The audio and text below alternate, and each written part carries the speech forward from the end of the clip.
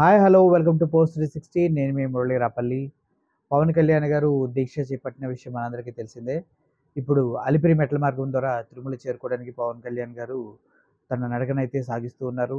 మెట్లు ఎక్కుతూ ఉన్నారు, మధ్య మధ్యలో సేద తీరుస్తూ ఉన్నారు. ఎక్కలేక అలసిపోయి మన హీరోకి వయసు వచ్చిందన్న విషయం క్లియర్గా మనకు తెలిసిపోతుంది.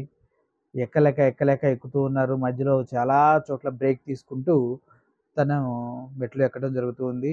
అంతేకాదు తనకి పరిచర్యలు చేయడానికి చుట్టుపక్కల కూడా ఒక 10 మంది ఇసురుతూ, వాటర్ ఇస్తూ, చెమట తోడిస్తూ చాలా సేవలు చేస్తూ ఉన్నారు. ఏది ఏమైనప్పటికీ, ఎంతమంది తనతో సేవలు చేయించినప్పటికీ తన పట్టు అడుదలని పవన్ కళ్యాణ్ లాగా మెట్ల మార్గం ద్వారా తిరుమల తిరుపతి దేవస్థానానికి, దేవుని దర్శనానికి చేరుకోవాలని చూస్తూ ఉన్నారు.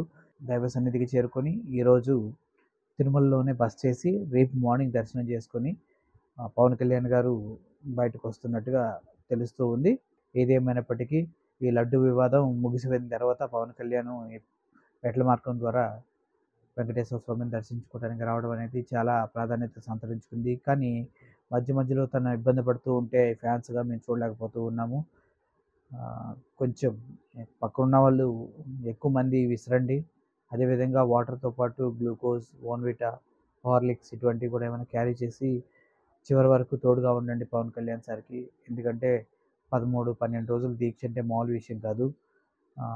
ఆయన ఏం తిన్నారో తినలేదో ఎనర్జీ డ్రింక్స్ అయితే ఇస్తూ ఉండండి. తిరుమల తిరుపతి దేవస్థానంలో దేవుని సన్నిధి చేరే వరకు అందరూ మీరు వెన్నంటే ఉండి, తోడుగా ఉండి విజయవంతంగా ఆ ఏడుకొండల స్వామి దర్శనం చేయించగలరని మనసారా కోరుకుంటున్నాము.